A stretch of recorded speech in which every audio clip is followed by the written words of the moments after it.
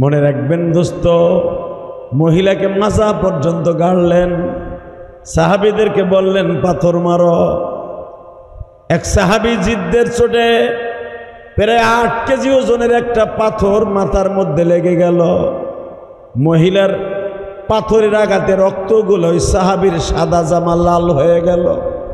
রক্তগুলো এইভাবে ঝাড়তেছে আর বলতেছে নাপাক রক্ত। বিশ্বনবী চোখটা বন্ধ করে বললেন, তুমি তার রক্তকে নাপাক রক্ত বলছো? তুমি যদি তার সম্পর্কে জানতা কোনদিনও তুমি এই কথা বলতা না। এই মহিলার আজকের দিনের নেক আমলগুলো যদি এক পালায় দেয়া হয়, আমি নবী ছাড়া, আবু বকর ছাড়া, ওসমান আলী ছাড়া দুনিয়ার সব মানুষের আমল যদি এক পালায় দেয়া হইতো, এই মহিলার নেকের শূন্যস্থান পুরা হইত না। সাহাবীর চোখগুলা বড় বড় হয়ে গেল। জিনাকারিনী মহিলা বাচ্চা হয়েছে। এই বাচ্চা হওয়ার পরে আবার নবী তার এত বড় জান্নাতি ঘোষণা দেয়। নবী আমার বলে, তুমি জানো না এই মহিলার জানটা নিবার জন্য জিব্রাইল আজকে জান্নাতের পোশাক পরছে, আর আজকে মহিলার জান নিবার জন্য আজরাইল আসছে। সব ফেরেশতাদেরকে আমার আল্লাহ সবুজ পাগড়ি, সাদা জুব্বা, রেশমের রুমাল, হাতের মধ্যে জান্নাতের প্লেট দিয়ে এই মহিলার সামনে হাজির করে দিছে। তোমরা জানো না গে সাহাবী ফেরেশতা, তোমরা দেখো না আমি দেখি। এক সাহাবী বলে ফেললেন, নাঈম বিন বশির, ইয়া রাসূলুল্লাহ, এই 3 বছরের বাচ্চাটার মালিক কে হবে? বিশ্বনবী বললেন, বাইতুল মাল থেকে তাকে একটা মা দান করা হবে। তোমাদের মধ্যে এমন কেউ আসুনি বাচ্চাটারে পালতে নিবা?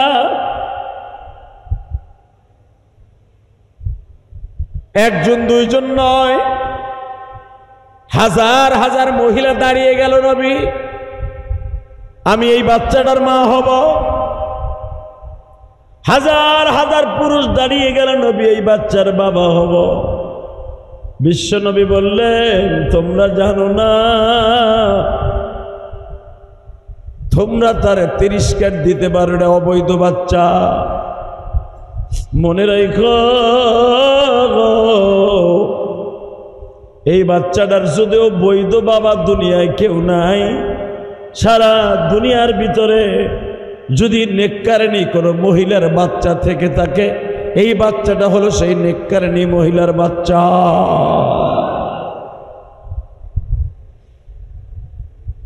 এই বাচ্চাটার বয়স যখন 7 বছর হয়ে গেল, জানি যখন চোখের পানি ধরে রাখতে পারবেন না, কিন্তু নবী একবারও জিজ্ঞেস করে নাই বাচ্চার বাবাকে, কোনদিন নবী জিজ্ঞেস করে নাই। মহিলার কাছেও জিজ্ঞেস করে নাই, যদিও তোমার এই বাচ্চা অবৈধ, এর বাবাকে জীবনও জিজ্ঞেস করে নাই। এই বাচ্চার বয়স যখন 7 বছর হয়ে গেছে, বিশ্বনবী এই বাচ্চাটাকে একদিন ডাক দিয়ে বলে, আব্দুল্লাহ রে, তোর মনের মধ্যে সবচেয়ে বড় কষ্ট কি একবার বলবি নি? বাচ্চাটা মসজিদে নববীর ভিতরে বইয়া কান্দে আর বলে, নবী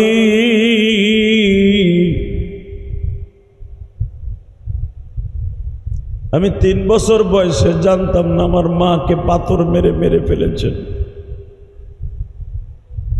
আমি বুঝতে পারি নাই আমার মা মারা যাচ্ছে,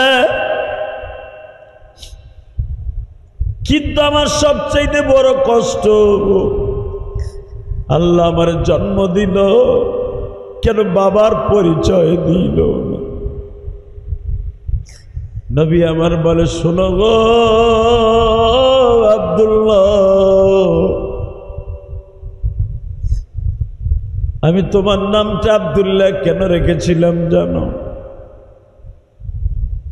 আমি জন্মের পর যাকে একবারও বাপ বলে ডাকতে পারি নাই, তার নামও আব্দুল্লাহ।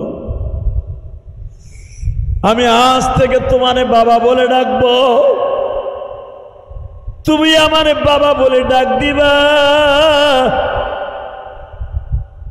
আব্দুল্লাহ ডেকে ডেকে বলে, এর চাইতে বড় সৌভাগ্যবান কে আছে গো? আমি বিশ্বনবীর বাপ বলে ডাক দিব। হে কলিজার মুসল্লি ভাইরা, ভালো করে বুঝেন, এই সাহাবী যত যুদ্ধের ময়দানে যাইতেন, বিশ্বনবী তাকে বলে দিতেন, খবরদার এর কোনোদিন এমন কথা বলবা না, এর কোনোদিন অবৈধ বাচ্চা বলে, জারদ সন্তান বলে গালি দিবা না, কারণ এই বাচ্চার কোনো দোষ ছিল না, এর মা একটা জান্নাতি মহিলা। মারিয়াম যেরকম জান্নাতি মহিলা, এর মাও জান্নাতি মহিলা। সুবহানাল্লাহ বলেন। বাপের দরকার নাই, আল্লাহ বাপ সারা ছেলে হয়ে জন্ম দিয়ে দেখায় দিছে, বাপের পরিচয় ছাড়াও সন্তান জন্ম দিয়ে দেখায় দিছে, ঠিক না বেঠিক? আব্দুল্লাহ যখন জিহাদের ময়দানে নামতেন, বড় বড় প্রবীণ সাহাবী তার দিকে তাকায় থাকতেন। এত জশলাদের সাথে, এত বাহাদুরিতার সাথে যুদ্ধের ময়দানে যুদ্ধ করতেন, মনে হইতো সমস্ত বেঈমানগুলা তার শক্তির কাছে পরাজিত হয়ে যাইত। হঠাৎ করে আব্দুল্লাহ একদিন বিশ্বনবীর কাছে বললেন, তখন আব্দুল্লাহ যুদ্ধের ময়দানের জন্য প্রস্তুতি হন নাই, ছোট্ট। জিজ্ঞাসা করলেন, ইয়া রাসূলুল্লাহ, আমি কি আমার বাবাকে কোনোদিন, আপনি যদি জিজ্ঞাসা করেন আমার বাবাকে, যদি সে মুসলমান হয় অবশ্যই আমার কাছে স্বীকার করবে? বিশ্বনবী বললেন, আব্দুল্লাহ রে, যেই পরিচয়টা তোমার জন্মের পরে তোমার বাবা দেয় নাই, কিয়ামতের মাঠে তোমার বাবারে বাপ বলে পরিচয় পাইবা। সুবহানাল্লাহ বলেন না? যেই বাবার কথা তোমার মাও বলে যায় নাই, আমি নবীও জিজ্ঞাসা করি নাই, তোমার এখন জিজ্ঞাসা করে নতুন কষ্ট নেওয়ার দরকার নাই। ভালো করে বুঝবেন গো দোস্ত, বিশ্বনবী ইন্তেকাল হয়ে যাওয়ার পরে আব্দুল্লাহ ছোট্ট মানুষ। ওমরের জামানায় আব্দুল্লাহ যুদ্ধ করতেন, ওসমানের জামানায় যুদ্ধ করতেন। মনে হইতো ওমরের জামানায় যুদ্ধের ময়দানে যখন নামতেন, বড় বড় বাহাদুররা তার চোখের সামনে ধুলার মতো মনে হইতো। আল্লাহু আকবার জোরে বলতে পারে না? সে মনে করতো শুকনা পাতা আমার সামনে, এত বড় বাহাদুর ছিল আব্দুল্লাহ। হাদিসে আসছে,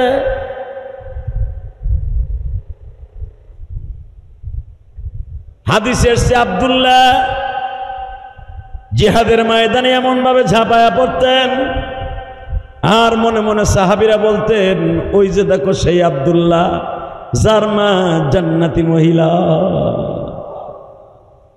কোনদিন তাকে অবৈধ বলে সাহাবী বলে কোনদিন গালি দেয় নাই। এরা যদি আমাদের সমাজে হইতো, প্রতি কথায় কথা কইতো জারুগা, কথা ঠিক না বেঠিক? কথা বলেন না কেন? ইসলাম কারে কয়?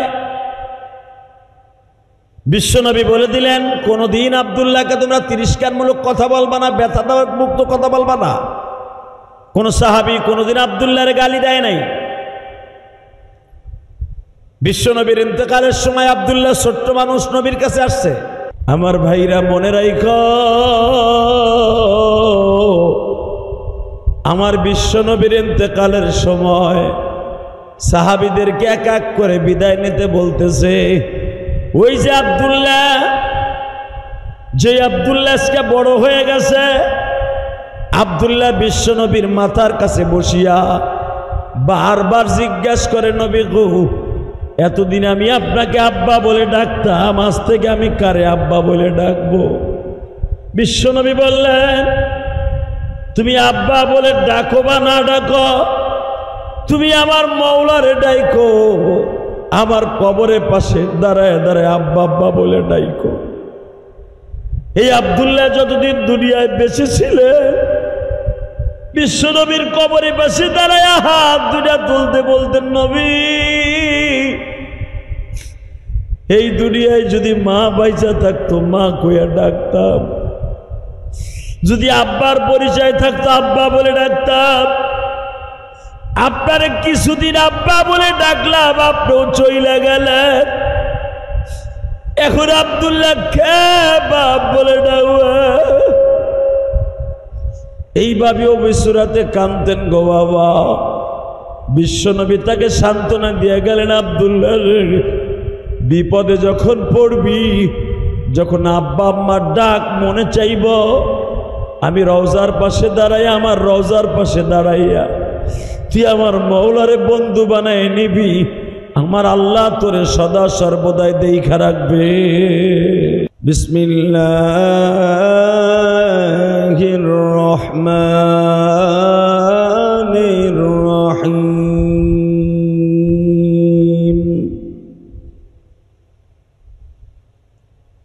والذين آمنوا أشد حبا لله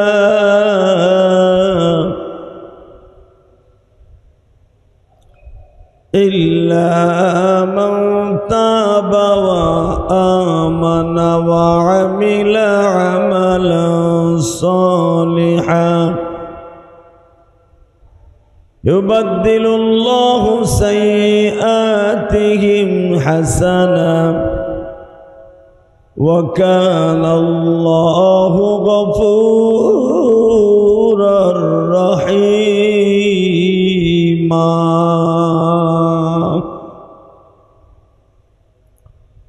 إن الله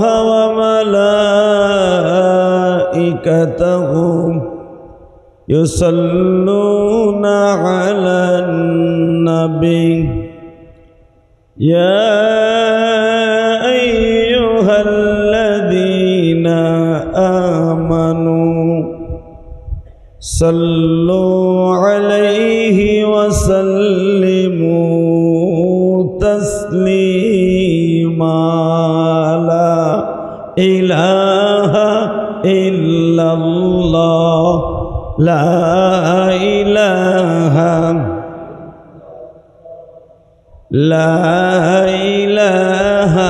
إلا الله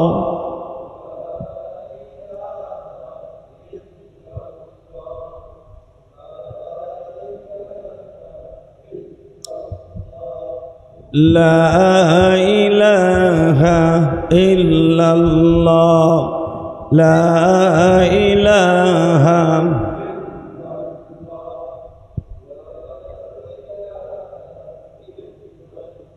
لا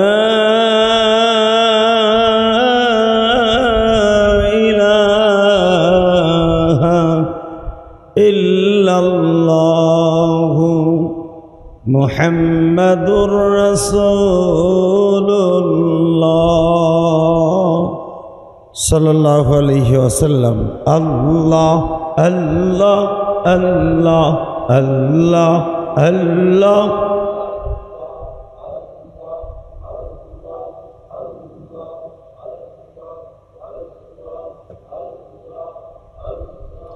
الله الله الله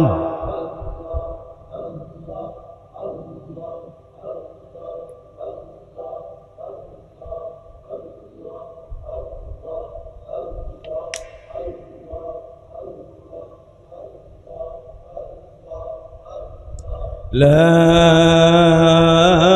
إله إلا الله محمد رسول الله صلى الله عليه وسلم আল্লাহর যাকিরিন শাকিরিন মুহিব্বিন মুবাল্লিগিন আল্লাহর প্রিয় মাহবুব বান্দারা, আল্লাহ রাব্বুল আলামিনের দপ্তরে লাখো কোটি শুকরিয়া জ্ঞাপন করছি, যেই মহান মুনিব আপনাকে আমাকে এই পবিত্র মাসে পবিত্র জুমার দিনে তারই ঘরে আগে আগে এসে বসবার তৌফিকটুকু দান করেছেন, ওই মহান মুনিবের শুকরিয়া আদায় করে বলছি আলহামদুলিল্লাহ। আল্লাহ সুবহানাহু ওয়া তাআলা তার কালামের মধ্যে বলেন, ওয়াল্লাযীনা আমানু আশাদ্দু হুব্বাল লিল্লাহ, মোমেন বান্দা আমি আল্লাহকে সবচাইতে বেশি ভালোবাসি। কথাটা কার? আরে আল্লাহ নাম জোরে বলেন, কার? মোমেন বান্দা সবচাইতে বেশি ভালোবাসে আমি আল্লাহকে। অন্য আয়াতে আল্লাহ বলেন, ইয়া আইয়ুহাল্লাযীনা আমানুত্তাকুল্লাহ হাক্কা তুকাতিহি ওয়া লা তামুতুন্না ইল্লা ওয়া আনতুম মুসলিমুন। যারা ঈমান এনেছো, নেক আমল করেছো, হাক্কা তুকাতিহি ওয়া লা তামুতুন্না ইল্লা ওয়া আনতুম মুসলিমুন। আল্লাহকে ভয় করতে হবে করার মতো। এরপরে আল্লাহ রাব্বুল আলামিন বলেন, হাক্কা তুকাতিহি ওয়া লা তামুতুন্না ইল্লা ওয়া আনতুম মুসলিমুন। এত পরিমাণ আল্লাহকে ভয় পেতে হবে, যত সময় পর্যন্ত মৃত্যু না হয় ততদিন পর্যন্ত আল্লাহকে ভয় পেতে হবে, ভালোবাসতে হবে। কথা ঠিক না বেঠিক? মৃত্যুর আগ পর্যন্ত নয়, মরার পরেও আল্লাহকে ভয় করতে হবে।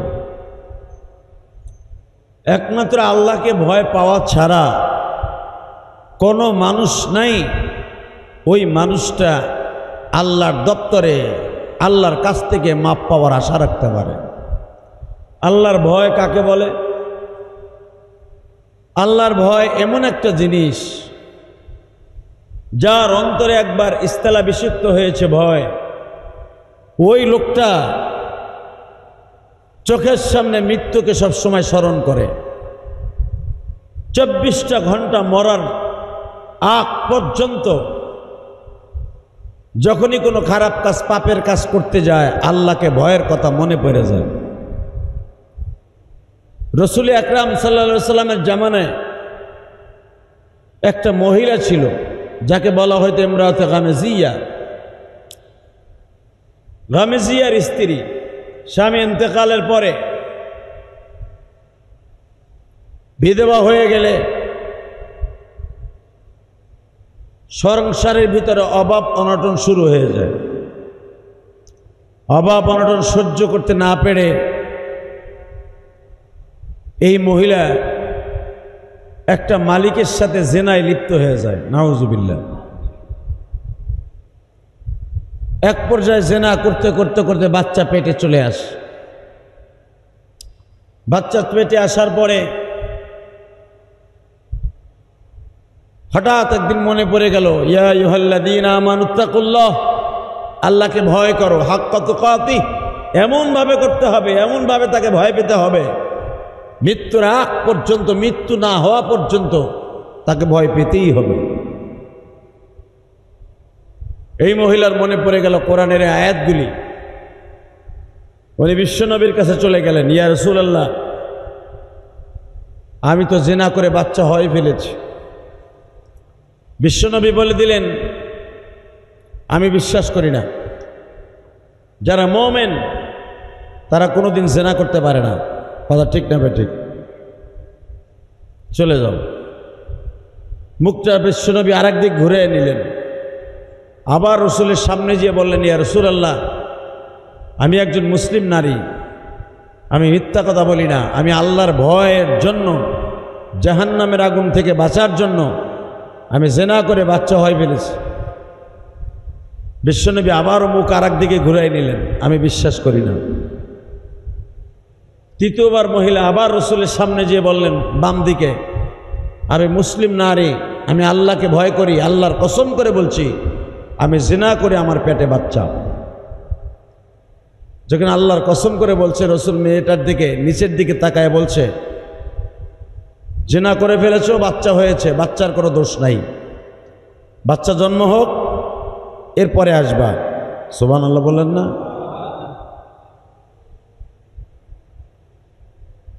আমাদের দেশে অবৈধ বাচ্চা হলে ওটাকে ওষুধ খেয়ে অ্যাবর্শন করে ফেলে দেওয়া হয়, তাই না? রসুলের যুগের ঘটনা, রসুলের সামনে। বিশ্বনবী বললেন, বাচ্চারা জন্মের পরে তুমি আসবা। বাচ্চা জন্ম হয়ে গেল কোলে করে। 2 দিন পরে বিশ্বনবীর কাছে হাজির, নবীজি আপনি বলছিলেন বাচ্চা ভূমিষ্ঠ হওয়ার পরে আসবা, এই দেখেন বাচ্চা হয়েছে, এখন আমি তাকে কোলে করে নিয়ে আসছি। বিশ্বনবী বললেন, আজকে নয়, কবে? 2.5 বছর পরে আসবা, যেদিন বাচ্চা দুগ্ধ ছেড়ে দিবে তোমার বুকের দুধ খাবে না, সেদিন আবার আসবা। 2 বছর হয়ে গেল, বিশ্বনবীর কাছে আবার আসলেন। বিশ্বনবী জিজ্ঞেস করলেন, তোমার বাচ্চা কি একা একা নিজে ধরে খাবার খেতে পারে?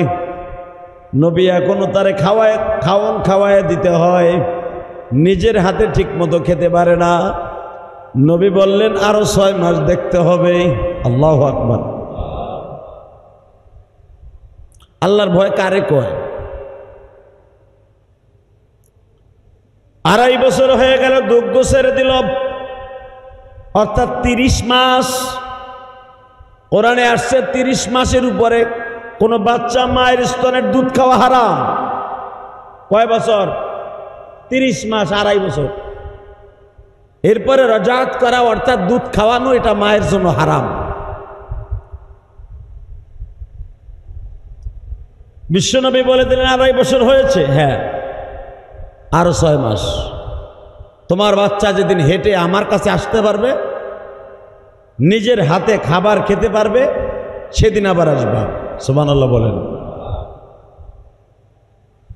2.5 বছর শেষ, আরো 6 মাস হয়ে গেল, 3 বছর। বাচ্চা এখন দৌড়াইতে পারে, খেলাধুলা করতে পারে। বাচ্চার হাতে রুটি দিয়া, মধুর ডিব্বা দিয়া, প্লেটের মধ্যে মধু এক হাতে, রুটি আর এক হাতে দিয়া বিশ্বনবীর সামনে আসলেন। এটা যদি আমাদের দেশের নারী হইতো, বলতো যে করছি জন্ম নিছে তো নিছে, হুজুরের কাছে আর যাবো না। ঠিক না বেটি? ওই মহল্লা ছেড়ে আর এক মহল্লায় চলে যাইত। মহিলা আল্লাহর ভয়ে, আল্লাহকে ভালোবাসার জন্য, জাহান্নামের হাত থেকে বাঁচার জন্য বাচ্চার হাতের মধ্যে রুটি দিয়া আর এক হাতে মধুর প্লেট দিয়া নবীর সামনে যে বলে, নবীজি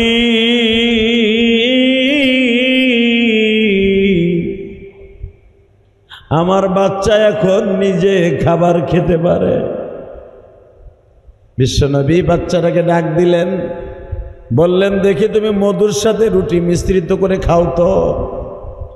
বাচ্চাটা মধু মিশাইয়া যখন খাবার শুরু করছে, বিশ্বনবীর কোলে দিয়া নবী তারে 2 গালে 2টা চুমা দিয়া বললেন, তোমার তো কোনো দোষ নাই গো বাবা, তুমি এখন মা ছাড়া বাঁচতে হবে। মনে রাখবেন দোস্ত, মহিলাকে মাজা পর্যন্ত গাড়লেন। সাহাবীদেরকে বললেন পাথর মারো। এক সাহাবী জিদ্দের চোটে প্রায় 8 কেজি ওজনের একটা পাথর মাথার মধ্যে লেগে গেল। মহিলার পাথরের আঘাতে রক্তগুলো ওই সাহাবীর সাদা জামা লাল হয়ে গেল। রক্তগুলো এইভাবে ঝাড়তেছে আর বলতেছে নাপাক রক্ত। বিশ্বনবী চোখটা বন্ধ করে বললেন, তুমি তার রক্তকে নাপাক রক্ত বলছো? তুমি যদি তার সম্পর্কে জানতা, কোনোদিনও তুমি এই কথা বলতা না।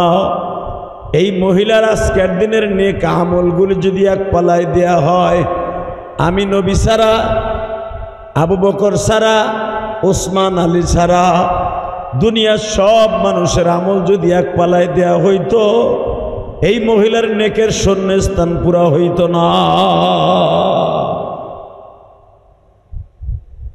সাহাবীর চোখগুলা বড় বড় হয়ে গেল। জিনাকারিনী মহিলা বাচ্চা হয়েছে। এই বাচ্চা হওয়ার পরে আবার নবী তার এত বড় জান্নাতি ঘোষণা দেয়। নবী আমার বলে, তুমি জানো না এই মহিলার জানটা নিবার জন্য জিব্রাইল আজকে জান্নাতের পোশাক পরছে।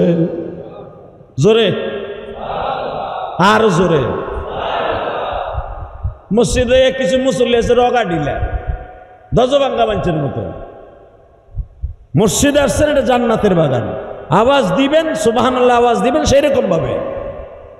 আমি আবার বলছি, বিশ্বনবী বলে দিলেন, তোমরা কি জানো এই মহিলার জানটা নেয়ার জন্য জিব্রাইল 70,000 ফেরেশতা নিয়ে আসছে। প্রত্যেকটা ফেরেশতা জান্নাতের পোশাক পরছে। ফেরেশতা হইলেই তারা জান্নাতের পোশাক পরে না। ফেরেশতাদের আলাদা একটা কাপড় আছে, ইউনিফর্ম আছে। সব সময় তারা সাদা পাঞ্জাবি পরে, আর আজকে মহিলার জান নিবার জন্য আজরাইল আসছে।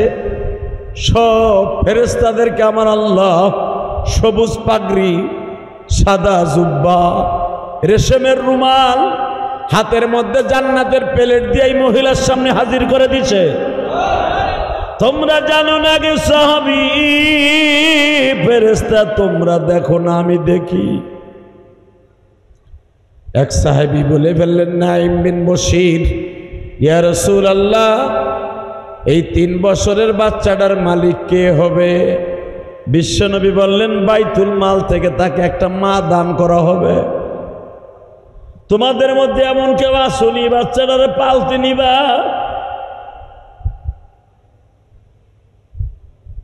একজন দুইজন নয়, হাজার হাজার মহিলা দাঁড়িয়ে গেল, নবী আমি এই বাচ্চাটার মা হব। হাজার হাজার পুরুষ দাঁড়িয়ে গেল, নবী এই বাচ্চার বাবা হব। বিশ্বনবী বললেন, তোমরা জানো না, তোমরা তারে 30 কাঠ দিতে পারো, এটা অবৈধ বাচ্চা। মনে রাখো, এই বাচ্চাটার যদিও বৈধ বাবা দুনিয়ায় কেউ নাই, সারা দুনিয়ার ভিতরে যদি নেককারিনী কোনো মহিলার বাচ্চা থেকে থাকে, এই বাচ্চাটা হলো সেই নেককারিনী মহিলার বাচ্চা।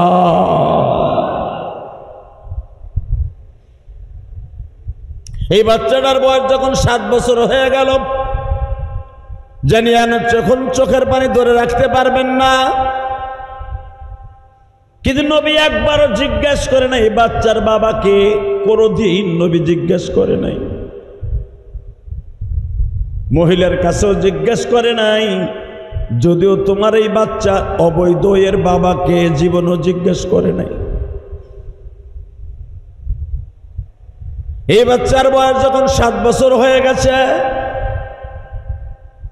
বিশ্বনবী এই বাচ্চাটাকে একদিন ডাক দিয়ে বলে, আব্দুল্লাহ রে, তোর মনের মধ্যে সবচেয়ে বড় কষ্ট কি একবার বলবি নি? বাচ্চারা মসজিদে নববীর ভিতরে বইয়া কান্দে আর বলে, নবী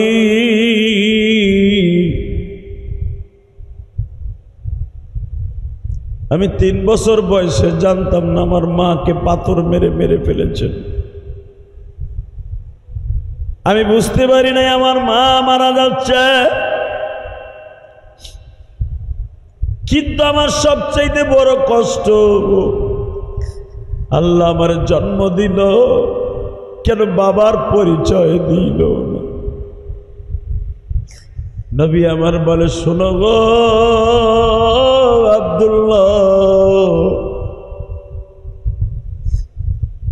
আমি তোমার নামটা আব্দুল্লাহ কেন রেখেছিলাম জানো? আমি জন্মের পর যাকে একবারও বাপ বলে ডাকতে পারি নাই, তার নামও আব্দুল্লাহ।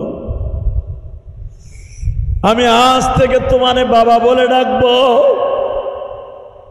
তুমি আমারে বাবা বলে ডাক দিবা। আব্দুল্লাহ ডেকে ডেকে বলে, এর চাইতে বড় সৌভাগ্যবান কে আছে গো? আমি বিশ্বনবীরে বাপ বলে ডাক দিব। হে কলিজার মুসল্লি ভাইরা, ভালো করে বুঝেন, এই সাহাবী যত যুদ্ধের ময়দানে যাইতেন, বিশ্বনবী তাকে বলে দিতেন, খবরদার এর কোনোদিন এমন কথা বলবা না, এর কোনোদিন অবৈধ বাচ্চা বলে, জারদ সন্তান বলে গালি দিবা না, কারণ এই বাচ্চার কোনো দোষ ছিল না, এর মা একটা জান্নাতি মহিলা। মারিয়াম যেরকম জান্নাতি মহিলা, এর মাও জান্নাতি মহিলা। সুবহানাল্লাহ বলেন। বাপের দরকার নাই, আল্লাহ বাপ সারা ছেলে হয়ে জন্ম দিয়ে দেখায় দিছে, বাপের পরিচয় ছাড়াও সন্তান জন্ম দিয়ে দেখায় দিছে, ঠিক না বেঠিক? আব্দুল্লাহ যখন জিহাদের ময়দানে নামতেন, বড় বড় প্রবীণ সাহাবী তার দিকে তাকায় থাকতেন। এত জশলাদের সাথে, এত বাহাদুরিতার সাথে যুদ্ধের ময়দানে যুদ্ধ করতেন, মনে হইতো সমস্ত বেঈমানগুলা তার শক্তির কাছে পরাজিত হয়ে যাইত। হঠাৎ করে আব্দুল্লাহ একদিন বিশ্বনবীর কাছে বললেন, তখন আব্দুল্লাহ যুদ্ধের ময়দানের জন্য প্রস্তুতি হন নাই, ছোট্ট। জিজ্ঞাসা করলেন, ইয়া রাসূলুল্লাহ, আমি কি আমার বাবাকে কোনোদিন, আপনি যদি জিজ্ঞাসা করেন আমার বাবাকে, যদি সে মুসলমান হয় অবশ্যই আমার কাছে স্বীকার করবে। বিশ্বনবী বললেন, আব্দুল্লাহ রে, যেই পরিচয়টা তোমার জন্মের পরে তোমার বাবা দেয় নাই, কিয়ামতের মাঠে তোমার বাবারে বাপ বলে পরিচয় পাইবা। সুবহানাল্লাহ বলেন না? যেই বাবার কথা তোমার মাও বলে যায় নাই, আমি নবীও জিজ্ঞাসা করি নাই, তোমার এখন জিজ্ঞাসা করে নতুন কষ্ট নেওয়ার দরকার নাই। ভালো করে বুঝবেন গো দোস্ত, বিশ্বনবী ইন্তেকাল হয়ে যাওয়ার পরে আব্দুল্লাহ ছোট্ট মানুষ। ওমরের জামানায় আব্দুল্লাহ যুদ্ধ করতেন, ওসমানের জামানায় যুদ্ধ করতেন। মনে হইতো ওমরের জামানায় যুদ্ধের ময়দানে যখন নামতেন, বড় বড় বাহাদুররা তার চোখের সামনে ধুলার মতো মনে হইতো। আল্লাহু আকবার জোরে বলতে পারে না? সে মনে করতো শুকনা পাতা আমার সামনে। এত বড় বাহাদুর ছিল আব্দুল্লাহ। হাদিসে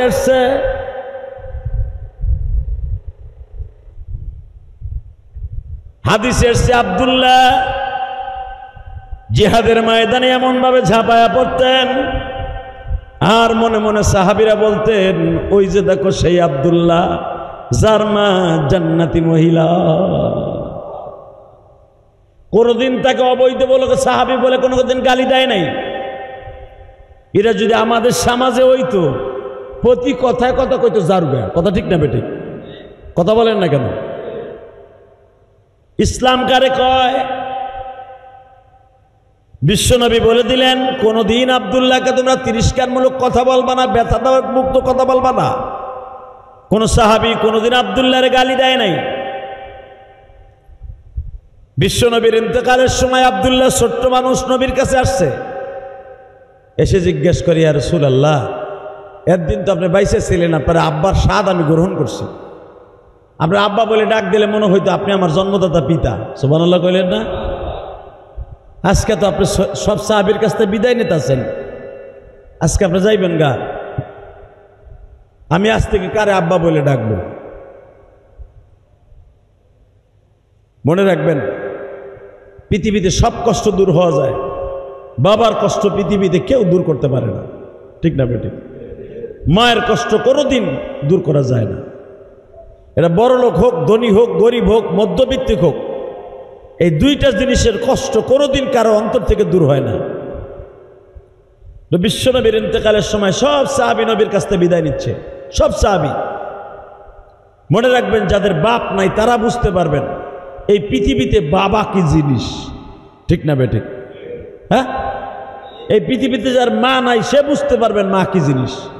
যাদের আছে তাদের আমি ইলিয়াস রহমান জিহাদি কোনোদিন বুঝাইতে পারবো না, বুঝানো সম্ভব না।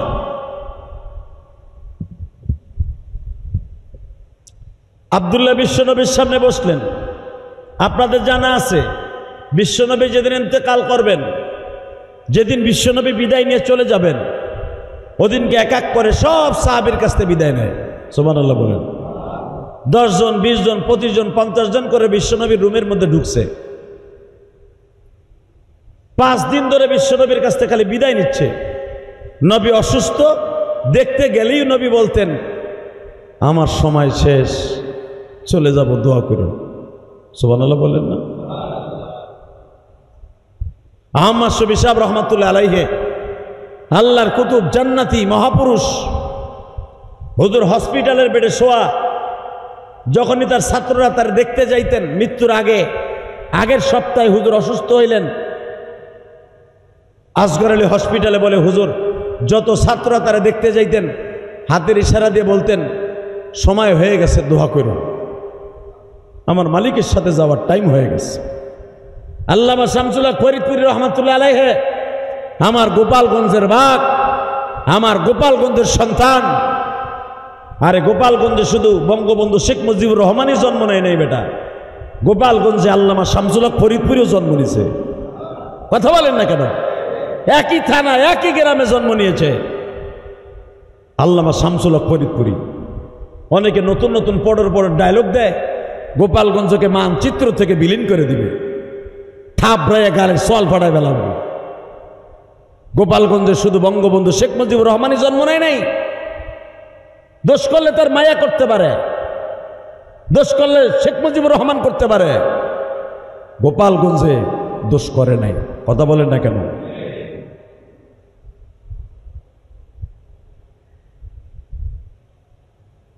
আল্লামা শামসুল হক ফরিদপুরি জন্ম নিয়েছে আমার গোপালগঞ্জের জমিনে। বাংলাদেশের যত বড় বড় বুজুর্গ জন্ম নিছে, সমস্ত বুজুর্গদের কদম আল্লামা শামসুল হক ফরিদপুরি কবরে একবার না একবার তারা জিয়ারত করতে গেছে। সুবহানাল্লাহ জোরে কইতে মন চায় না? শেখ মুজিবুর রহমানের কবর যতবার জিয়ারত না হয়েছে, তার সাথে বেশি জিয়ারত হয়েছে আল্লামা শামসুল হক ফরিদপুরি কবর। কি জানো ইতিহাস তোমরা? গোপালগঞ্জকে মানচিত্র থেকে বিলীন করে দিবা, এত সহজ নয়, এত সহজ নয়। আমি গোপালগঞ্জের জন্ম নিয়েছি বিদায় আমি গোপালগঞ্জের প্রশংসা করছি তাই নয়। আমার জন্য গোপালগঞ্জ দামি হয় নাই, আর শেখ হাসিনার জন্য গোপালগঞ্জ সস্তা হয় নাই। গোপালগঞ্জ দামি হয়েছে বড় বড় বুজুর্গদের দ্বারা, বড় বড় কদম ওয়ালা বুজুর্গদের পায়ের কদম পড়ার কারণে। কথা ঠিক না বেঠিক? আল্লামা শামসুল হক ফরিদপুরি বাংলার বাঘ, সারা বাংলার বাঘ। আইয়ুব খানের চোখের আঙ্গুল দিয়ে দেখাই দিয়েছিল, আইয়ুব খান তুম পাঠান কা বাচ্চা, আয়া মুসলমান কা বাচ্চা, কথা भी सच्चा, জীবন চলে যাবে, আল্লামা শামসুল হক ফরিদপুরের টাকা দিয়ে কিনতে পারবা না। সেই আল্লামা শামসুল হক ফরিদপুরি। আল্লামা শামসুল হক ফরিদপুরি ইন্তেকাল হয়ে যাবে, হসপিটালের বেডে শোয়া, ডাক্তার তার হাত ধরে বসে আছে, আল্লাহর কুতুবের জিহ্বাটা লড়তাছে। জিজ্ঞেস করা হলো, হুজুরের জীবনেতে দেখবেন মৃত্যুর আগ মুহূর্তের অবস্থা। জিজ্ঞেস করা হলো, হুজুর কেমন লাগে? আল্লামা শামসুল হক ফরিদপুরি হাতের ইশারা দিয়ে বলছিলেন, কথা বলো না, আমি আমার মাবুদের সাথে দিদার লাভ করতেছি, শুধু আমার জন্য দোয়া করো। এই জন্য কোনো মৃত্যু ব্যক্তির পাশে যখন আপনারা দেখতে যাবেন, কোনো মৃত্যু ব্যক্তিকে দেখতে যাবেন, তখন তারে যে বলা যাবে না আপনি কেমন আছেন। যখন দেখবেন লোকটা চলে যাবে আর বাঁচবে না, তখন মুসলমানের নিয়ম হলো তার কানের কাছে যেয়ে বলা, লা ইলাহা মুহাম্মাদুর, জোরে মুহাম্মাদুর সাল্লাল্লাহু আলাইহি সাল্লাম, এই কথাটা বলা। আল্লামা শামসুল হক ফরিদপুরি এত বড় বুজুর্গ ছিলেন। আরে আল্লামা শামসুল হক ফরিদপুরি এই হাফিজুর হুজুর রহমতুল্লাহ কামরূপের জমিনে আল্লাহর কুতুব ভূমি আছে, আলহামদুলিল্লাহ বলতে পারলা না? এই কামরঙ্গীর চর, এই চরটা এত পরিমাণ ভাঙতো পানিতে, এই বুড়িগঙ্গা নদীর পানিতে, দুই দিকের পানিতে আল্লাহর কুতুব চোখের ইশারা দিয়েছিলেন যে এতটুকু জায়গার মধ্যে আর ভাঙবে না। এখনো পর্যন্ত সেই জায়গাটা ভাঙবে না।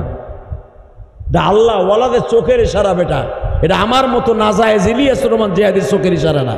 আরে আমি দোয়া করলেও দোয়া কবুল হয় না, আর আল্লাহর কুতুবরা খালি চোখ দিয়ে চাইলে তাই কবুল হয়ে যেত। হ্যাঁ সুবহানাল্লাহ, বোর কাছে যেয়ে কইও, এটা আমার চোখ না, হাফিজুর রহমতুল্লাহর চোখ বেটা।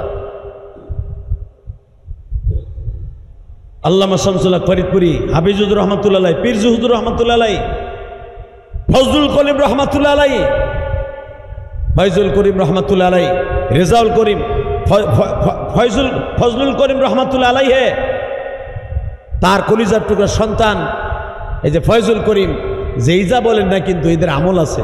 কথা ঠিক না বেঠিক? এদের আমল আছে। এদের আমল না থাকলে তাদের দপ্তরে মানুষ যাইতো না। এই জন্য আমার ভিতরে যেটা নাই এটা কখনো আপনি বললেন না যে ওই লোকটা খারাপ। আরে আমি নিজেই তো খারাপ, আর একজনে খারাপ কেমনে বলি? কথা ঠিক না বেঠিক? হ্যাঁ, খারাপ খারাপ, ভালোরেও খারাপ কয়, আর খারাপটারও খারাপ কয়, যে নিজে খারাপ। হাফিজুর রহমাতুল্লাহর জীবনে আপনি খুলে দেখেন, আল্লাহর কুতুব ঘুমায়া থাকলেও তার জিহ্বাটা লড়তো, আল্লাহ আল্লাহ আল্লাহ জিকির হইতো, সুবহানাল্লাহ বিহামদিহি। তো বাথরুমে যেয়ে তো আর আল্লাহর জিকির করা যায় না, বাথরুমে যেয়ে কিন্তু আল্লাহর জিকির করা নিষেধ, জিহ্বা বন্ধ করে রাখতে হবে। এমনকি বাথরুমের ভিতরে যদি আপনি অজু করতে যান, অজুর দোয়া পড়াও মুস্তাহাবের খেলাফ। তো হাফিজুর রহমাতুল্লাহ এমনভাবে আল্লাহরে প্রেম করে ফেলছিলেন যে বাথরুমে যাইয়া ওনার জিহ্বা বন্ধ হইতো না, বাথরুমে যাইয়াও ওনার জিহ্বা চালু থাকতো জিকিরের জন্য, সুবহানাল্লাহ কইলেন না? তো যখন উনি বাথরুমের ভিতরে যাইতেন, জিহ্বাটা আল্লাহ আল্লাহ আল্লাহর জিকির শুরু হতো। এই বাচ্চাগুলা বলে, এই বাচ্চাগুলা ই করো, তুমি বারান্দায় যাও,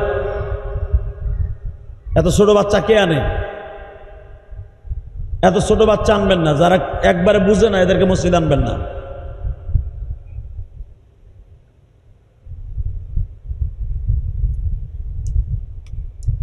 হাফিজুর রহমাতুল্লাহ জিহ্বা দিয়ে আল্লাহ আল্লাহর জিকির করতেছে, ইন দি মিন টাইমে পায়খানার ভিতর যাইয়াও, বাথরুমের মধ্যে যাইয়াও আল্লাহ আল্লাহর জিকির জিহ্বা লড়তাছে। তো আল্লাহর কুতুব উন্নত তো আল্লাহর সাথে প্রেম ছিল, হার হালাতে আল্লাহ পাকের জিকির করতেন, সুবহানাল্লাহ বিহামদিহি। তো জিহ্বা কথা শোনে না বিদায় জিহ্বারে দাঁত দিয়ে চাইপা ধরছে, যখনই চাইপা ধরছে জিহ্বা কাইটা দুই গালের এই সল বায়া বায়া রক্ত পড়তেছে। বাজানরে ভালো করে বুঝবেন, আল্লাহর কুতুব হাফিজুর রহমাতুল্লাহ আলাইহি যখন রক্তগুলা বেয়ে বেয়ে পড়তেছে, তার খাদেম জিজ্ঞেস করলেন, হুজুর জিহ্বা এত সুন্দর নিয়ে বাথরুমে ঢুকলেন, বাথরুম থেকে বের হওয়ার পরে দেখতেছি পানিগুলো আস্তে আস্তে না পড়ে পড়তেছে রক্ত। আল্লাহর কুতুব বলে, বাবা রে, এটা কোনো কিছুই না, এটা একমাত্র মওলা পাকের জিকিরের শাস্তি। জিজ্ঞেস করলেন, আল্লাহ পাকের জিকিরের শাস্তি কি? বুঝতে পারলাম না। বাবার এই জিহ্বাটা এমন আমার মওলার জন্য পাগল হয়ে গেছে, বাথরুমে যায় তো জিকির নিষেধ, জিহ্বা আমার কথা শুনে না, এই জন্য আর একটু সাজা দিছি। বাথরুমের ভিতরে অনিচ্ছায়, আমি ইচ্ছা ছাড়া জিহ্বাটা আল্লাহ আল্লাহর জিকির আরম্ভ করে দিছে, কথা শুনে না বিদায় জিহ্বারে দাঁত দিয়া মন জোরে চাইপা ধরছি, জিহ্বার মধ্যে দাঁত ঢুকে যাইয়া রক্তগুলা চোয়া চোয়া পড়তাছে। মুরিদরা সবাই কান্দে আর বলেন, হুজুর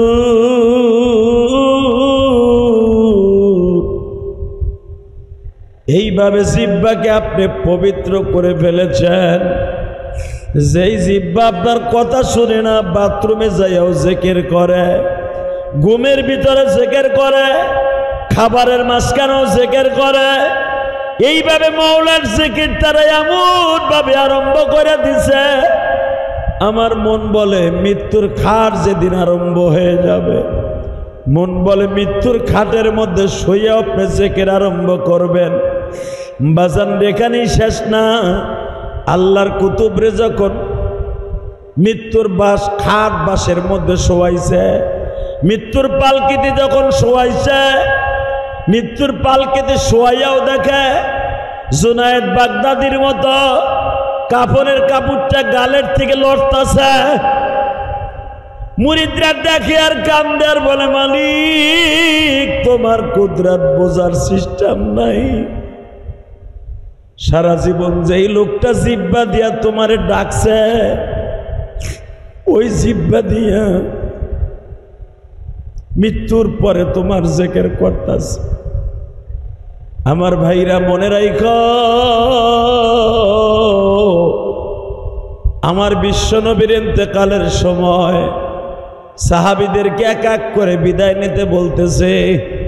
ওই যে আব্দুল্লাহ, যে আব্দুল্লাহ আজকে বড় হয়ে গেছে, আব্দুল্লাহ বিশ্বনবীর মাথার কাছে বসিয়া বারবার জিজ্ঞাসা করে, নবী গো এতদিন আমি আপনাকে আব্বা বলে ডাকতাম, আজ থেকে আমি কারে আব্বা বলে ডাকবো?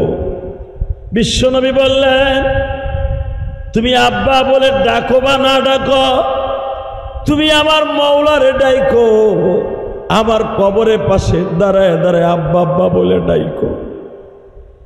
এই আব্দুল্লাহ যতদিন দুনিয়ায় বেঁচে ছিলেন, বিশ্বনবীর কবরের পাশে দাঁড়ায় হাত দুটা তুলতে বলতেন, নবী, এই দুনিয়ায় যদি মা বাইচা থাকতো মা কইয়া ডাকতাম, যদি আব্বার পরিচয় থাকতো আব্বা বলে ডাকতাম। আপনারে কিছুদিন আব্বা বলে ডাকলাম, আপনিও চইলা গেলেন, এখন আব্দুল্লাহ কে বাপ বলে ডাকবে? এইভাবে অবিসুরাতে কাঁদতেন গো বাবা। বিশ্বনবী তাকে সান্ত্বনা দিয়ে গেলেন, আব্দুল্লাহ বিপদে যখন পড়বি, যখন আব্বা আম্মার ডাক মনে চাইব, আমি রওজার পাশে দাঁড়াইয়া, আমার রওজার পাশে দাঁড়াইয়া তুই আমার মওলারে বন্ধু বানায় নিবি, আমার আল্লাহ তোরে সদা সর্বদাই দেইখা রাখবে।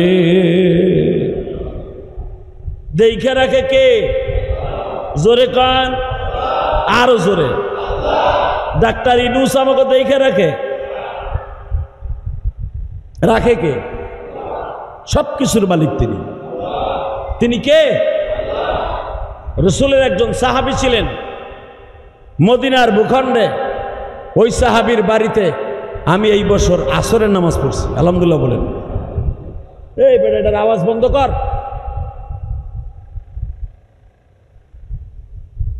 নাম ছিল আব্দুর রহমান বিন আওফ।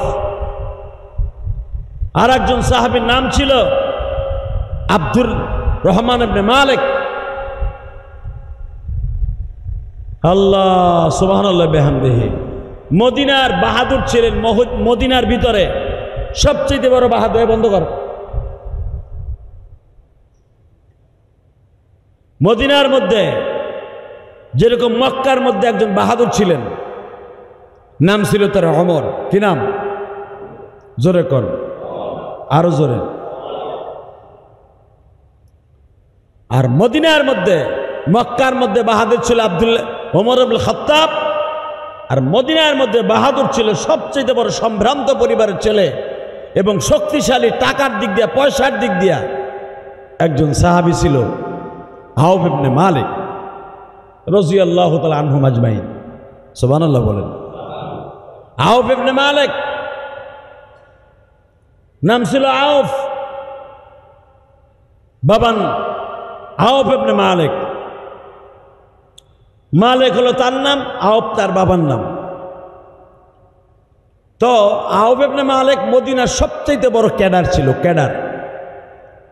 বিশ্বনবী মদিনায় হিজরাতের পরে এই লোকটাই সবচেয়ে নবীর বড় শত্রু ছিল।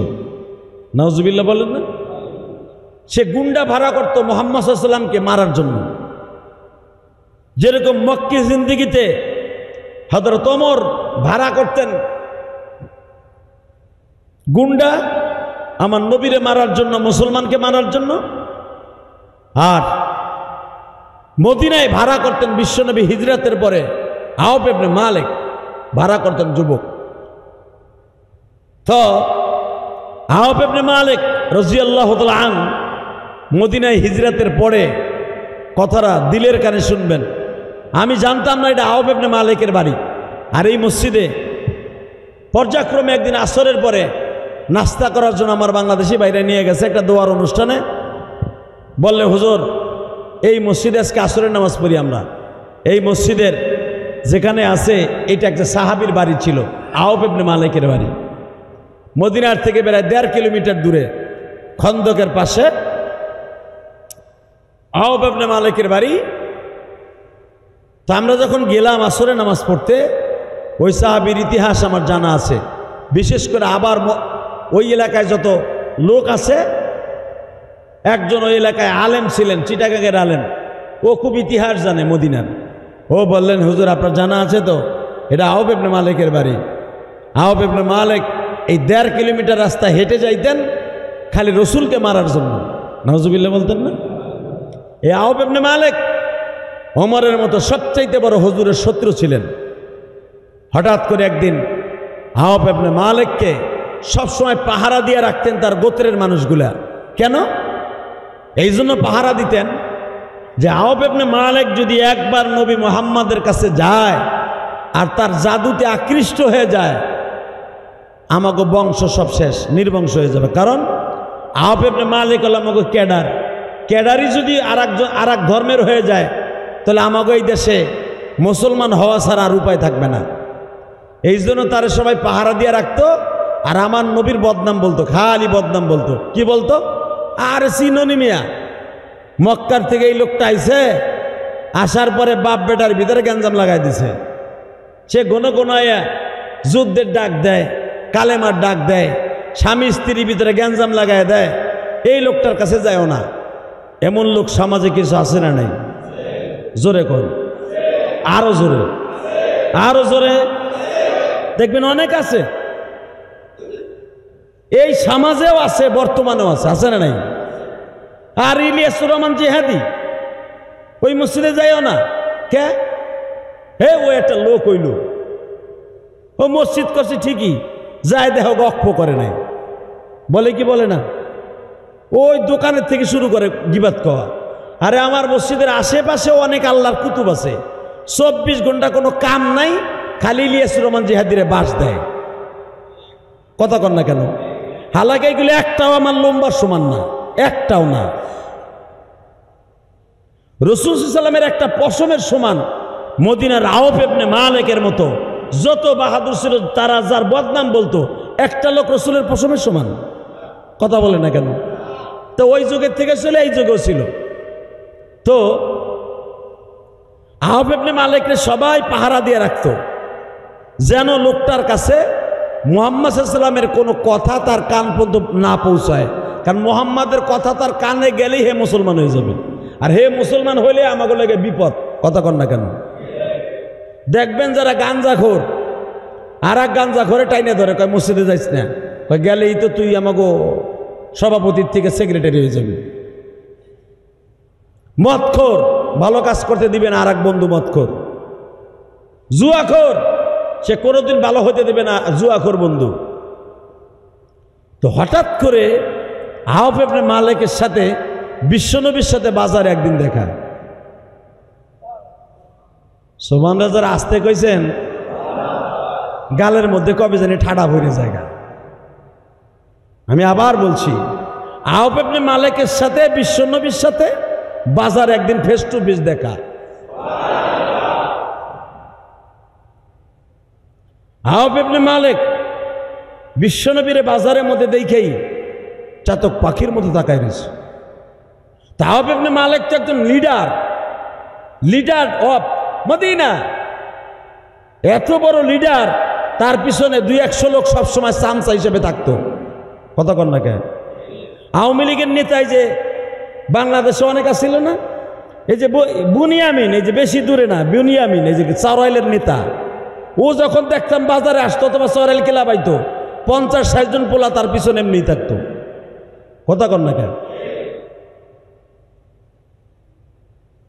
এই যে মোল্লা ফারুক আওয়ামী লীগের নেতা ছিল, এখন আবার শুনি নিপুণের ধরে আবার বললাম বিএনপিতে ঢুকতেছে। ভালো করে বুঝেন, ক্ষমতার রদবদল হয়, চরিত্র রদবদল না হইলে মনে করতে হবে এই লোকটা সব কিছু নষ্ট। ক্ষমতা যেরকম নষ্ট হয়, রদবদল হয়, নিজের জীবনটাকেও পরিবর্তন করতে হয়। কথা কন না কেন? বুঝাবার জন্য বলছি, কাউকে টার্গেট করার জন্য না। আওয়ামী লীগের শাহিন চেয়ারম্যান যখন এই এলাকায় আসতো, এই যে নিপুণ রায় যখন এখনো আসে, যদিও হিন্দুর মাইয়া, আকাডার মাইয়া, আকাডার পুত্রবধূ, আমার সাথে উমরায় গেছে একজন, হুনলে আশ্চর্য হয়ে যাবেন। হে গয়েশ্বরের জন্য টুপি কিনছে 150 রিয়াল দিয়া। নাউজুবিল্লাহ কইলেন না? 150 রিয়াল দিয়া গয়েশচন্দ্রের লেগে টুপি কিনছে, টুপি। আমার লগে উমরা গেছে। আমি কইলাম এটা কার লাগে? কয় বাবুর লেগে কিনছি। কোনো হিন্দুর জন্য কোনো মুসলমানের পোলা যদি টুপি কিনে, জায়নামাজ কিনে, তার উপহার দেওয়ার জন্য কোনো জিনিস রসুলের দেশ থেকে কিনে, তোমার গলায় জাহান্নামের আগুন লটকায় লো। কথা কন না কেন? গয়েশচন্দ্র বাবু হতে পারে তারেক জিয়ার কাছে দামি, হতে পারে মির্জা ফখরুল ইসলাম আলমগীরের কাছে দামি, কিন্তু আমি ইলিয়াস রহমান জিহাদের কাছে চাইরানের দামও নাই। হতে পারে সারা দুনিয়ার মানুষের কাছে দামি, মানুষ হিসাবে তার দাম আমার কাছে আছে, কিন্তু তার নেতা হিসাবে সে আমার নেতা হবে, আমার নেতা, এটা চাইরানের দাম আমার কাছে নাই। আমি জানি অনেক লোক আমার বিরুদ্ধে লেগে যাবেন, গয়েশ বাবুর কথা বিরুদ্ধে কথা, কিন্তু ঠান্ডা মাথায় চিন্তা করে দেখবেন নেতা আপনি কারে মানতেছেন। আল মারউ মাআ মান আহাব্বা, বিশ্বনবী বলেছে যার সাথে যার মোহাব্বত তার সাথে তার কিয়ামত। তুমি নেতা যদি গয়েশ বাবুরে মানো, গয়েশ বাবুর সাথে তোমার জাহান্নাম। আমানুল্লাহ আমান রে মানো, আমানুল্লাহ আমান যদি জান্নাতে যায় তার সাথে জান্নাত। আর কোনো দিন মুশরিক হিন্দু জান্নাতে যাবে না, যাবে না, যাবে না, যাবে না, কোনো দিনও যাবে না বেটা। আই ক্যান চ্যালেঞ্জ, কত দিনও বিধর্মীরা জান্নাতে যাবে না। যারা নেতা মানতেছ ক্ষমতার জন্য, একটু ক্ষমতা পাওয়ার জন্য, মনে রেখো ক্ষমতা চিরস্থায়ী নয়। কথা ঠিক না বেঠিক? ভালো করে বুঝবেন। আওফ ইবনে মালিক এত ক্ষমতার মালিক ছিল মদিনায়, তার পিছনে 1-150 পোলা ঘুরত। হঠাৎ করে আমার নবীর সাথে ফেস টু ফেস আওফ ইবনে মালিকের দেখা। সুবহানাল্লাহ, সুবহানাল্লাহ, সুবহানাল্লাহ। এত বড় নেতা, মক্কার লিডার। মক্কার লিডার ছিল আগে ওমর, ওমরের মতো আর একজন লিডার হলো আওফ ইবনে মালিক মদিনার। হঠাৎ করে রসুলের চোখ পড়ার সাথে সাথেই তার পিএসকে বলতেছে, কিরে এত হাজার হাজার মানুষ বাজারের মধ্যে এই লোকটার চেহারাটা পূর্ণিমার চাঁদের মতো ঝলক মলক মারতাছে কেন? তার পিএস বলল, দেখ যায় না তো, দিকে আসেন তো। আরে না রাখ বেটা, এতগুলা মানুষের মধ্যে ওই লোকটার কপালের মধ্যে চমক মারতাছে, কারণটা কি? এই যে চমক মারতাছে, এতটুকু ভালোবাসা, বাজারে বৈশা হিন্দু থাকা অবস্থায়, এই আওফ ইবনে মালিক কিন্তু ইহুদি না, মুশরিক, হিন্দু, হিন্দু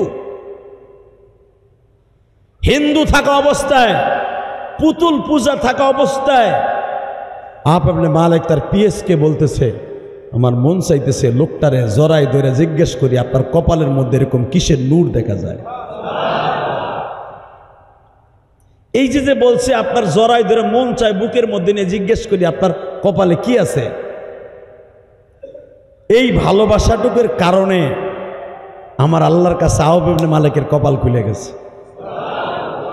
এই হাদিসের দ্বারা বোঝা যায় আলেম উলামার বিরোধিতা করবেন না, আলেমদেরকে বুকে টাইনা নিবেন। হতে পারে আলেমরে বুকে টাইনা নেওয়ার কারণে বিশ্বনবীর সাথে আপনার দেখা হয়ে যেতে পারে। আমি চ্যালেঞ্জ করে গেলাম, শেখ হাসিনার পতন একমাত্র হয়েছে তার কিছু নেতাকর্মীর কারণে আর আলেমদের সাথে দুশ্মনী করার কারণে। শেখ হাসিনা আলেম দেখলেই এ কাউয়া কাদের মার্কা মন্ত্রী, কাউয়া কাদের মার্কা যতগুলো আসছিল, যে আইনমন্ত্রী আনিসুল হক সহ, এই আলেমদেরকে দেখলেই ওদের কপালে ঠাড়া পড়তো। এই যে মারা গেল একজন মন্ত্রী, মারা গেছে না? হ্যাঁ, হাত করা পরা অবস্থায় এক মন্ত্রী মারা গেল গত 2 দিন আগে। আল্লাহ তাকে জান্নাত নসিব করুক। যদি তার ঘাড়ের উপরে কোনো মানুষের হক থাইকে থাকে, আল্লাহর কসম, সে মন্ত্রী হোক আর শেখ হাসিনার ভাগ্না হোক, কবর যে তার মাপ নাই, মাপ নাই, মাপ নাই, মাপ নাই। কথা বল না কেন? হাত করা পরা অবস্থায় তার মরণ হইল, মরার পরেও তার হাতের মধ্যে হাত করা বেরি বাঁধা রয়েছে। এই তো সাতার রাজনীতি মিয়া। আপনি আমাকে মেরে ফেলতে পারবেন, আপনিও যার কাছে যাবেন। আপনি আমার জেল খাটাইতে পারবেন, আপনিও যার কাছে যাবেন, আমিও তার কাছে যাব। আলাইসাল্লাহু বিআহকামিল হাকিমিন, বিচার কিন্তু উনি করবেন। কথা ঠিক না? 2 মিনিট কথা বলবো, আমার দিকে তাকাই থাকবেন চাতক পাখির মতো। আওফ ইবনে মালিক এক নজর শুধু নবীরে বাজারে দেখেছিলেন। ওই যে বাজার থেকে যখন বাড়িতে গেছে, খাইতে যাইয়াও নবীর চেহারাটা দেখে, বাথরুমে যাইয়াও দেখে। আওফ ইবনে মালিক প্রতিদিন হাজার হাজার দিনারের মদ খাইতেন।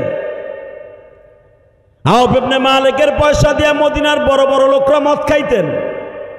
মদ হারাম হওয়ার আগ পর্যন্ত আপনারা জানেন মক্কার ভিতরে যেদিন মদ হারাম হইল ওদিনকে এত পরিমাণ মক্কার ভিতরে মদ রাস্তায় সাহাবীরা বাইরে ভাঙছিল। হাদিসে আছে, কোরআনে আছে, দেখবেন যে মনে হয়তো মদের নহরের উপর দিয়ে নৌকা পাওয়া যাইত, এত পরিমাণ মদ তারা রাস্তায় ঢালছিল মদ হারাম হওয়ার পরে।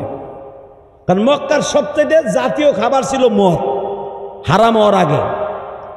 কাবা ঘরের পাশে ছাড়া মক্কার প্রতিটা রাস্তায় রাস্তায় এত পরিমাণ মদ সাহাবীরা ঢাইলে ঢেলে ফেলাইছিল যে নৌকা পাওয়া যাইতো, নৌকা, এত পরিমাণ মদ তারা ফেলাই দিছিল রাস্তায়। তাহলে বুঝলাম মদ তাদের জাতীয় খাবার ছিল মক্কার।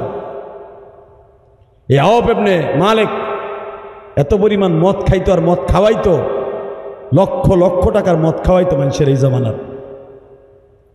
মদের বোতল হাতে নিছে, মদের বোতলটা হাতে নিয়ে কয়, না রে চেহারাটা কি দেখলাম রে, মদের চাইতেও সুন্দর।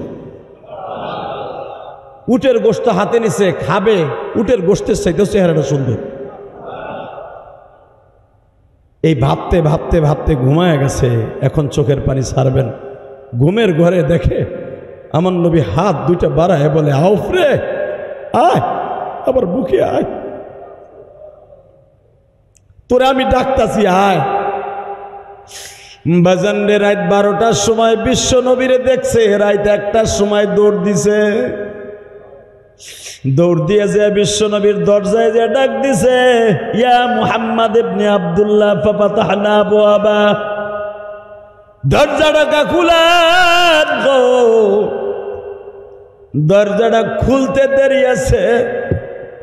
আওফ ইবনে মালিক দরজাটা খুলতে দেরি আছে। বিশ্বনবী হাত বাড়ায় বলে, আমি তো তোমারই চাইতেছি। মক্কায় আমি যেমনি ওমরকে রিসিভ করেছিলাম বুকের মধ্যে, ঠিক তেমনি করে আমি মদিনায় তোমার রিসিভ করলাম। আওফ ইবনে মালিক বলে, নবী গো, স্বপ্নের ভিতরে যেইভাবে দেখলাম ঠিকই ওইভাবেই কি আপনার বাস্তবে দেখলাম। আব্দুল্লাহ কাদেব, নবী আপনার চেহারার মধ্যে কোনো মিথ্যার ছাপ নাই, আমার পরায় দেন লা ইলাহা ইল্লাল্লাহু মুহাম্মাদুর রাসূল।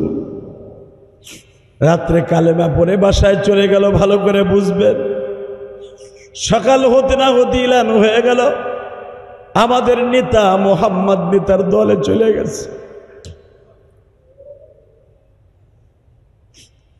মদিনার সব নেতাগুলো চলে আসলো, তুমি কি কাজটা করলা? সবাই বলল, আওফ ইবনে মালিক রাজ থেকে আমরা তালাক দিলাম। আওফ ইবনে মালিকের একমাত্র সন্তান ছিল, নাম ছিল তার সালেম। কি নাম? এখনো তার নামে মসজিদ, মসজিদে সালেম। একমাত্র সন্তান সালেম। সবাই বলল, তোমার বাবার নেতা বাপ, তুমি তোমার বাবার চেয়ারে বসো। সালেম বললেন, আমার বাবা অনেক জ্ঞানী মানুষ, আমার বাবা বুঝে শুইনাই কালেমা পড়ছে। আমার বাবা যদি কালেমা পড়ে থাকে গো, আমিও বিশ্ব নবীর কাছে যে কালেমা পড়ব। সালেম কালেমা বললেন। সালেম বিন আওফ সব মানুষগুলা আওফ বিন মালিকের স্ত্রীর কাছে গেলেন, তুমি তো সম্ভ্রান্ত পরিবারের মেয়ে, তোমার সাথে প্রেম করে বিয়ে করছি। মালিক ইবনে আওফের সাথে তোমার প্রেম করে বিয়ে করছো, তুমিও তো একটা বড় নেতার মায়া, তোমার ছেলেও মুসলমান হয়েছে, তোমার স্বামীও মুসলমান হয়ে গেছে। এখন তোমারে আমরা নেত্রী মনে করিয়া আমরা সুন্দর করে এই দেশ চালাবো। সালেমের মা বলে, মালিক ইবনে আওফ বলেন, তার বিবি বলতেছেন, স্বামী যখন মুসলমান হয়েছে, সন্তান যখন মুসলমান হয়েছে, আমিও মুসলমান। বিশ্বনবীর কাছে চলে গেলেন তারা তিনজন। নবীর কাছে যে বলেন, ইয়া রাসূলুল্লাহ, আমরা তিনজন তো কালেমা পড়ছি, আপনি কি জানেন আমাদের অবস্থা কি হবে? এই মক্কার ভিতরে জানোয়ারগুলা আমার সাথে না পারলেও আমার পোলাডারে ওরা হাইজ্যাক করে নিয়ে যাবে, মাত্র 1.5 মিনিট আমার দিক তাকায় থাকবেন। ঠিকই তাই, এরা যখন বাসায় গেছে, সালেম যখন বাজারে গেছে, সালামের হাত পা বাইন্দা মরুভূমি প্রায় 70 কিলোমিটার দূরে লয়ে গেছে। সালেমকে ধরে নিয়ে যাইয়া, এখন বর্তমানে দেখবেন না অনেক মানুষকে ধরে নিয়ে তার বাবার সামনে থেকে সন্তান ধরে নিয়ে যেয়ে তার কাছে বাবার কাছে চান্দা চায়, আছে না নাই?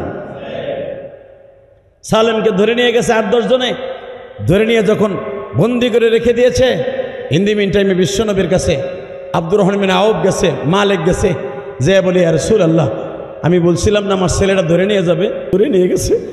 বিশ্বনবী বললেন তোমার ছেলে 3 দিনের ভিতরে তোমার কাছে ফিরে আসবে। জোরে জোরে জোরে জোরে জোরে। আমার নবীর 3000 মুজিজার মধ্যে উল্লেখযোগ্য একটা মুজিজা, নবী একটা দোয়া শিখাই দিলেন, ইন্না লিল্লাহি ওয়া ইন্না ইলাইহি। পড়েন না আপনারা? যদি কোনো কিছু হারায় যায় এই দোয়াটা বেশি বেশি পড়বেন। কি বলেন? ইন্না লিল্লাহি। কোনো বিপদের আশঙ্কা থাকলে, টাকা নাই পয়সা নাই, ব্যবসা বাণিজ্য ভালো না, মাঝে মাঝে হাসবুনাল্লাহু ওয়া নি'মাল ওয়াকিল, নি'মাল মাওলা ওয়া নি'মান নাসির, আর এই দোয়াটা বেশি বেশি পড়বেন, ইন্না লিল্লাহি ওয়া ইন্না ইলাইহি। দেখবেন সব সমস্যার সমাধান কে করে দিছে? আর আমরা সমাধান বললে ডাইরেক্ট থানায় যাই। থানায় কি ঘোড়ার ডিমটা ছিড়বো? থানায় তুমি যাইবা, মামলাও করবা, দ্বিতীয় গুরু ভাইয়া থানায় 5 লাখ টাকা ছাইরা দিব, তোমার কেস বাদ, ওর কেস খারাপ। কিন্তু ওনার কাছে মামলা দিলে পৃথিবীর এমন কেউ নাই তোমার মামলাকে ডিভার্স করতে পারে।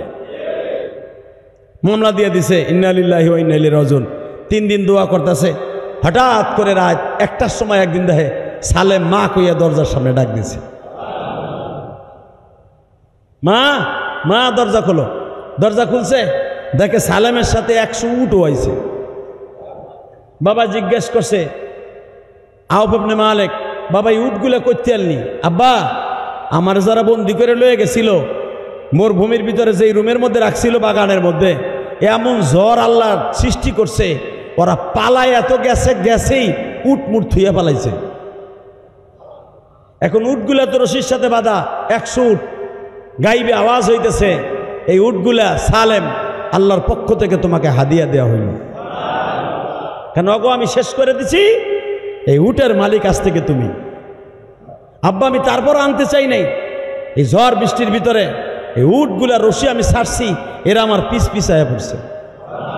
আর গাইবে আওয়াজ আমি শুনছি, এই উটের হাদিয়ার মালিক একমাত্র আল্লাহ হাদিয়া দিছে আমাদের। বলে আমি বিশ্বাস করি না, চলো রসুলের কাছে। উল্লেখযোগ্য বুখারীর হাদিস, বিশ্বনবীর কাছে যাওয়ার পরে নবী কান দেয়ার বলে, আমি না বলছিলাম 3 দিনের ভিতরে তোমার সালেম ফিরে আসবে। তোমাদের চোখের বাণী আর তোমাদের দোয়া আমার মালিকের কাছে এমনভাবে কবুল হয়েছে, তোমার ছেলে আসছে তো আসছেই, তোমাদের খুশি করার জন্য রব্বে কারিম 100 উট হাদিয়া দান করছে। ওই আল্লাহর কাছে চাওয়ার দরকার আছে না নাই? কার কাছে যাবেন? কার কাছে? দুনিয়ার কারো পরোয়া করবেন না, করবেন কাকে? আসেন তওবা করি, আস্তাগফিরুল্লাহ রব্বি মিন কুল্লি জামবি ওয়া আতুবু ইলাইহি, লা হাওলা ওয়ালা কুওয়াতা ইল্লা বিল্লাহিল আলিয়্যিল আযীম, লা ইলাহা ইল্লাল্লাহু মুহাম্মাদুর রাসূলুল্লাহ। আল্লাহুম্মা আমিন। ربنا ظلمنا أنفسنا وإن لم تغفر لنا وترحمنا لنكونن من الخاسرين. اللهم اغفر لنا ولوالدينا رب ارحمهما كما ربياني صغيرا. রব্বুল আলামিন, তুমি যদি একটু রহমতের নজরে তাকায় দেখতা, কিছু মা হারা সন্তান, কিছু বাপ হারা সন্তান জুমার মসজিদে বসে তোমার নবীকে দেখার আশা নিয়ে হাত তুলছে। জীবনে জানি না কবে যেন হায়াতে জিন্দেগি শেষ হয়ে যায়। আল্লাহ একা একা ওই কবরে কেমনে থাকবো,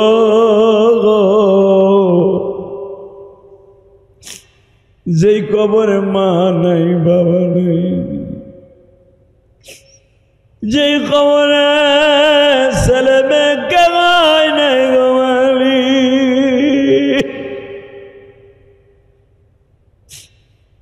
আরে কত বন্ধু বান্ধব পাশের থেকে বিদায় হয়ে যায়। একসাথে খেলাধুলা করছি,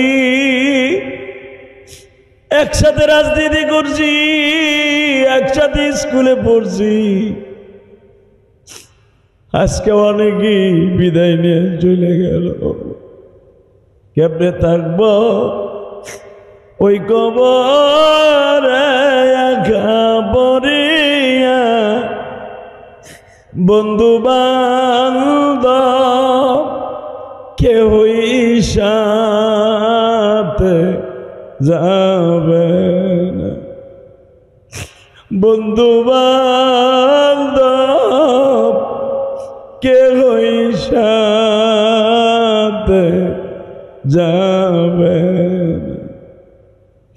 আল্লাহ তুমি মাফ করিয়া আমারে, মাফ করিয়া উঠাইবা হাসরে, মাফ করিয়া উঠাইবা হাসরে। আল্লাহ দেখো কত বাইরা কান্দে, কত ভাই বোনেরা বাসায় বসে হাত তুলছে, অসুস্থতার কারণে মসজিদে আসতে পারে না। জানি না কার জানো মা নাই গো, কার জানো বাবা নাই, কে জানো মিথ্যা মামলা খায়া রাতের অন্ধকারে পালায় পালায় ঘুরে। আল্লাহ তোমার মতো বড় উকিল, তোমার মতো বড় বাদশাহ জমিনে নাই। যারা চোখের পানি ফেলাইয়া কান্দা, কার জানো জনম দুঃখিনী মা কবরে মা ও। ভালো একটা তরকারি পাকাইলে, ভালো একটা জিনিস খাইতে গেলে মা তোমার কথা মনে পড়ে যায় গো মা। তুমি খাওয়াইতে পারতা না, আজকে কবরে চলে গেলাম।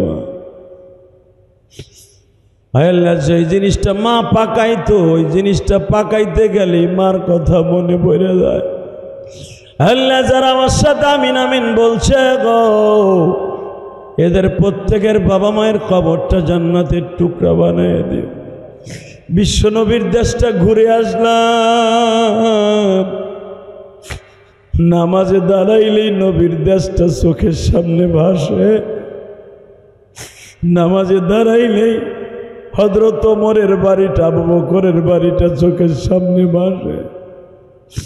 আমার ভাইরা যারা মক্কা মদিনায় যাইতে চায় একবার লইয়া যাও।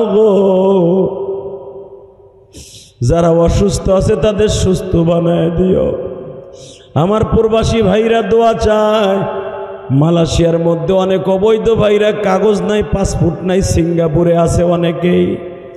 ইটালির জমিনে অনেকের এখনো পাসপোর্ট হয় নাই, সিঙ্গাপুরের জমিনে, সৌদি আরবের জমিনে অনেকে অবৈধ আছে। আল্লাহ মেহেরবানি করে তাদের বৈধ বানায় দাও।